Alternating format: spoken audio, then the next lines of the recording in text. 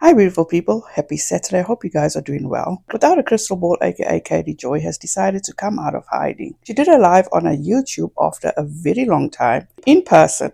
She came off her island to come to the defense of her fellow creator friends by attacking a qualified accredited journalist. Katie Joy once again is using someone else's drama to get back at someone.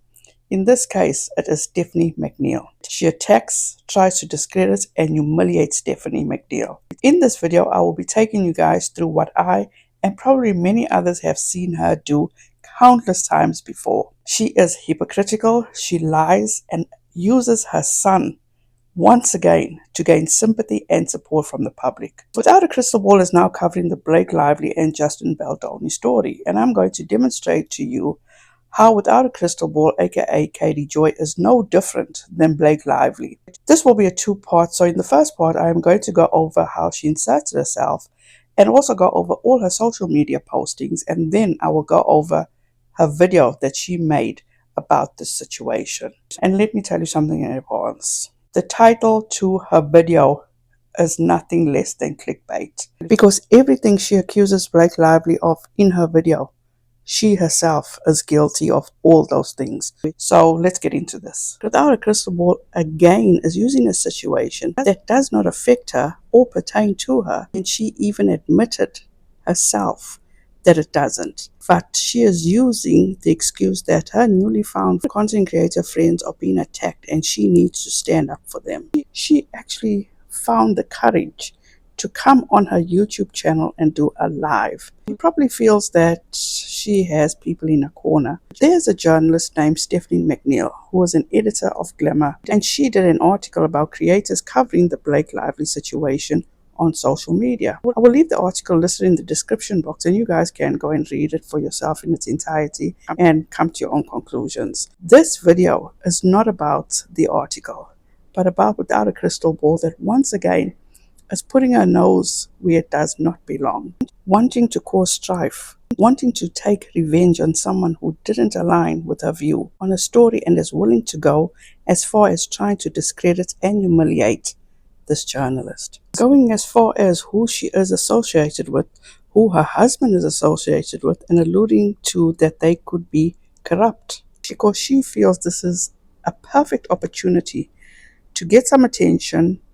And she does seem to have a grudge against Stephanie McNeel, and I will explain why. In this article, Stephanie calls creators mommy sleuths, and that phrase was originally coined by Candace Owens. So, Without a Crystal Ball, who was not named in this article written by Stephanie McNeel, took offense to Stephanie calling her a mummy sleuth, which, like I said, Stephanie didn't mention her at all. So why did Without a Crystal Ball decide to insert herself in this? Well, it seems as though Without a Crystal Ball has some ill feelings towards Stephanie McNeel, who did a story about 7M, and Without a Crystal Ball was not very happy about Stephanie's take on the 7M situation. As you can see, Without a Crystal Ball reposted and responded to Stephanie's article, and she says, at Stephanie McNeel, keep your mouth shut about the story.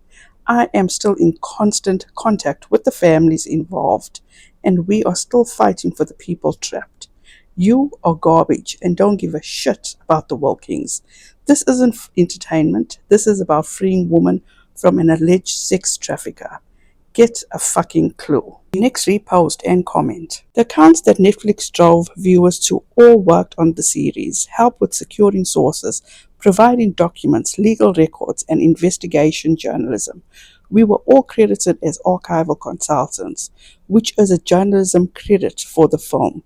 Sit this one out. Katie Joy, not because you were given the credits as archival consultant, does it automatically qualify you as a legitimate or qualified journalist. Moving on. Stephanie did not reach out to anyone involved in the series to vet her opinion or the veracity of her claims. I don't know that you need to vet your own opinions. Now you know why Katie Joy is going after Stephanie so hard. It's because Stephanie did not align with her in regard to the 7M situation. And also that Stephanie is attractive, educated, and successful. Without a Crystal Ball did this to a lot of other people who did not align with her beliefs. Example, Kendall Ray, when it came to 7M. And Stephanie is now the latest, and she goes hard for Stephanie. And if you disagree with Stephanie for what she posted in the article, all well and good. Don't use the article, like Katie Joy is doing, to go after her because she has ill feelings on what she reported about on the 7M story that did not align with her beliefs. Also, what Without a Crystal Ball does and says about Stephanie is absolutely wrong. She tries to shame her, discredit her, and she is absolutely overstepping. And when she accuses Stephanie of things like Stephanie doesn't believe victims and uses her own non-existent trauma, in my opinion, as a way to get people to dislike Stephanie or go after Stephanie, who is Stephanie McNeel. As a senior culture writer and reporter at BuzzFeed News, I specialize in covering internet culture, the influencers and creators who shape it, viral trends, pop culture, and how social media impacts our in real life world. I am also active on Instagram, where I provide daily updates and commentary on the latest happenings in the influencer world and other musings about pop culture, and do a weekly roundup of my Instagram post on Substack. In 2021, I served as a consulting producer and appeared in the documentary film The Rise and Fall of LuLaRoe, which was based on a 10,000-word feature I wrote for BuzzFeed News in 2020. Stephanie has left BuzzFeed and is now the senior editor at Glamour, doing the same reporting, which is covering internet culture, influencers, creators, and how it impacts real life stuff. And she has faced 0 defamation lawsuits, may I add. Without a Crystal Ball was obviously made aware of this article written by Stephanie McNeel. She then goes over to Stephanie's Instagram and she left this post. Stephanie, you are ignoring the point. You assume that we are all the same. We are not. We are reporting just like you. I am a small business owner. I have never said that I'm not paid. I am reporting on a public story the same way you are.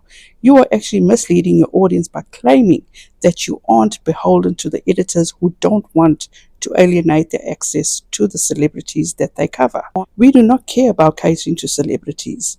You have not answered to the fact that you criticized Blake's promotion of the film and her interview that refused to address the topic of domestic violence. This was the backlash that Blake received. You wrote about it. You interviewed experts who agreed that the promotion of the film was a mismatch of the content.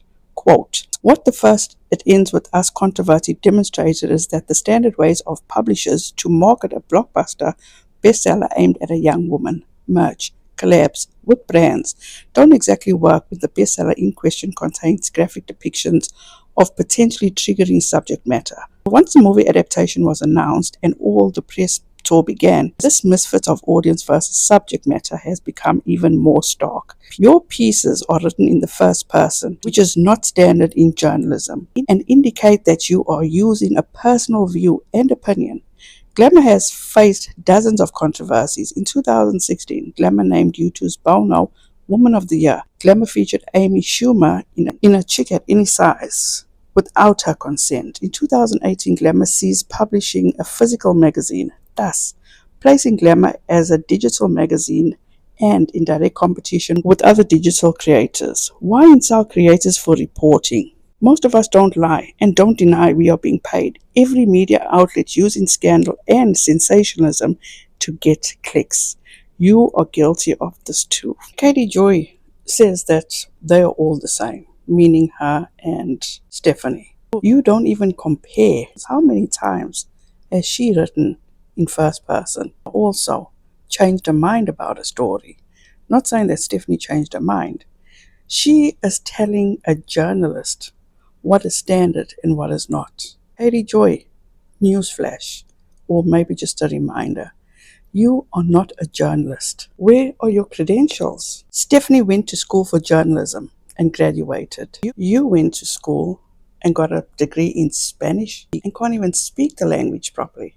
You calling out Stephanie's employer. Why not focus on your own ex-employer? Capella University achieved senior EC status in July 2007 after successfully obtaining 120% of my enrollment goal for 5 quarters. Mentor new hires, manage team reports for referrals, provide insight and help on obtaining referrals from our learners. Promoted to LEC after successfully achieving goal of 120% for 4 consecutive quarters. Manages the mobile leads for Capella University and works through Facebook and email to connect ECs. Currently, the POC for all errand employees have worked from home since May 2008. So in 2006, you were still employed with Capella when the OIG began a compliance audit of Capella and found that Capella made mistakes in how it calculated students' eligibility for government-subsidized loans, including failing to return all funds disbursed on behalf of students who dropped out before their first day of class. It seems though how you feel about Glamour that Stephanie works for, one could also feel the same about an ex-employer of yours, Katie Joy. You guys just saw her response to Stephanie. It was like a novel, and one would think that she made her point. No, she went ahead and left so many more comments under Stephanie's post. You guys can actually read some of these comments that I managed to screenshot. And this was just a handful. There were many, many more. Perez Hilton also left a message for Stephanie, and all he said was, "No hate for Blake Lively from me. Just sharing the truth. No insults, no discrediting, no dragging. Straightforward and to the point. But you get without a crystal ball who had to seek attention."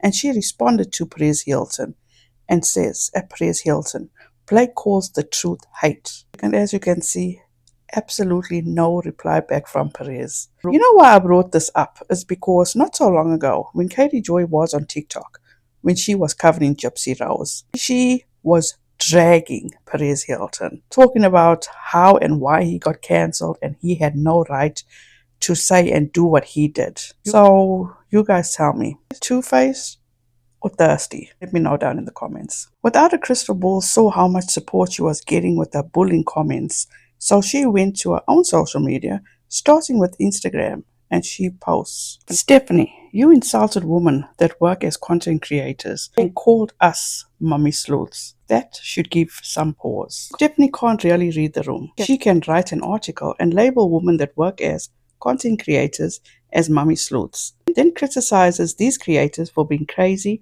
and coming up with delusional theories about Blake Lively. However, when she is criticized, this should make people pause. Instead of making time to actually report on the people involved in the story, she decided to write a hit piece about content creators while attempting to harm their businesses through the article. The focus is not who is covering the story. This is an obvious distraction. Once again, she's going with the distraction. The mainstream media cannot handle that the old way of reporting news is a dying business. But content creators are a threat to their bottom line. I spent the day watching videos by actual lawyers talking about this case. Lawyers that really have no stake in the matter.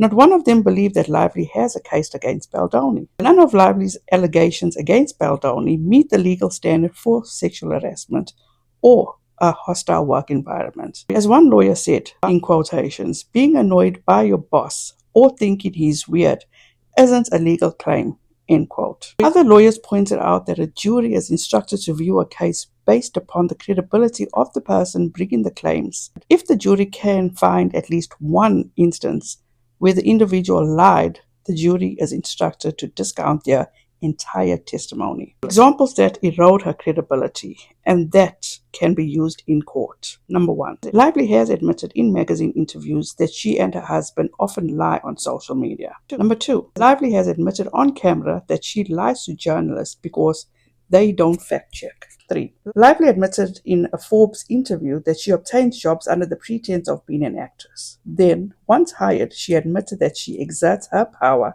to take over the film. 4. Lively did not gain control of the film until after she forced them to sign a document giving her more power. This makes it appear as the SH claims are fabricated. 5. Lively claims that she did not speak about DV during the press tour because she was following the marketing plan. Yet, she went off the marketing plan to self-promote her businesses. The next post. "Stephanie, tell your husband that he's lost, and I never told anyone to attack you." Glamour editor Stephanie McNeel made the decision to publicly shame and degrade female content creators in a nationally recognized digital magazine owned by whatever that name is. In an article, Stephanie degraded women that work as independent journalists for not siding with Blake Lively. She accused many of us of not having our own mind, being brainwashed and part of the alt-right. Most of us are not alt-right, and many of us covering a public legal dispute between celebrities Justin Baldoni and Blake Lively / Ryan Reynolds. Stephanie believes that we are unable to read the court documents, evidence, and public news articles from August 2024 to form our own opinions. Many of us were on Blake's side until the evidence came out and proved she was lying. Instead of Stephanie taking a deep dive into the toxic and abusive behavior of Ryan Reynolds, including but not limited to admitting to essaying a co-star, a female co-star, alleging she was forced by producers to sleep with him in 2005, a death of a female stunt double on a set of his Deadpool 2 movie, his hostile takeover of Deadpool from Tim Miller, numerous former co-stars and insiders calling him out, and his ex-wife Scarlett Johansson calling him controlling, jealous, insecure, and wanted her at his beck and call. Stephanie decided to attack other women who work independently and reduce their reporting to frivolous, conspiratorial, alt-right, and harmful to all women. Now she sends her husband into my comments to claim that I am sending people to attack her parenting. Where did I ever say she should be attacked? Did Stephanie consider she was attacking other women and our livelihoods? I am self-employed. My business is the sole income for my family.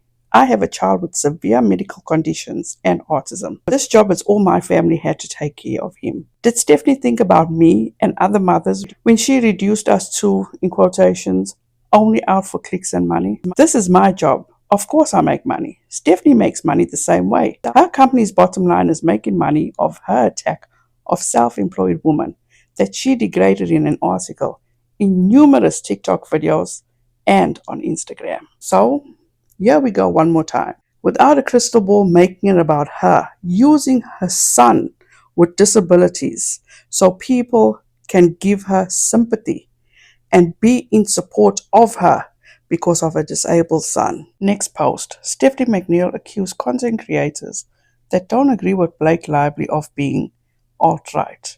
Yet Stephanie worked as news editor for Fox News, a conservative outlet, for 3 years as a news editor. Apparently, a journalist's political view is dependent upon which company they work for. Stephanie McNeel has been accusing digital content creators of, in quotations, waging a hate campaign against Blake Lively. In her article, she asserts that most of us are alt-right and misogynists. Yet, Stephanie's resume on LinkedIn shows that she spent 3 years working for the conservative outlet Fox News from 2011 through 2014. She then moved to BuzzFeed News before taking a job at Glamour magazine as a senior editor. It's interesting that she would attack creators and accuse them of being conservative when she worked for Fox News. I can assure Stephanie that at no time in my career have I worked for Fox News. You won't work for them, but you took the opportunity to be interviewed by them. Nor have my political views shifted based upon my employment's media bias. However, Stephanie's views apparently are for sale to the highest bidder for a salary. Stephanie's husband, Brian Henry, works for real estate agent Ryan Serhant.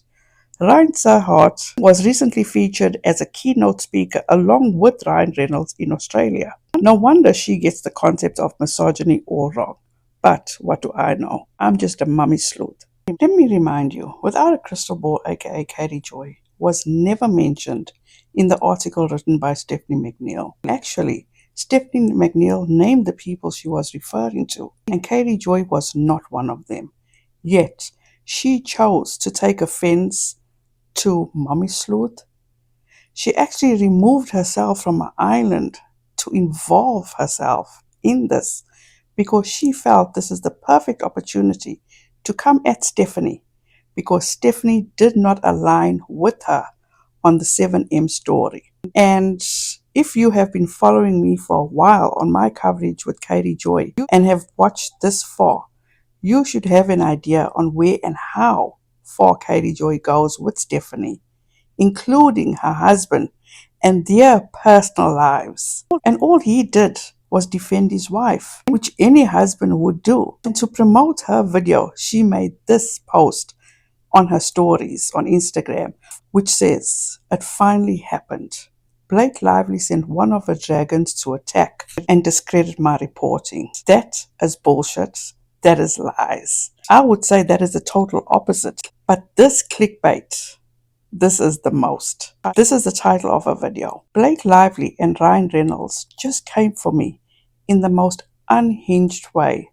You won't believe this. I will be ending the video here. If part 2 is not up already, I promise to have it out soon. It's going to be very interesting because, as per usual, Without a Crystal Ball tries to play the victim. She goes on to defame, discredits, and lie on Stephanie McNeel. In her video, Katie Joy also admits to knowing Stephanie and also admits that this article had nothing to do with her and frowns upon Stephanie for working at Fox News, when Katie Joy herself had business with Fox News, accusing Stephanie of not believing SA or SH victims, whereas that is not true.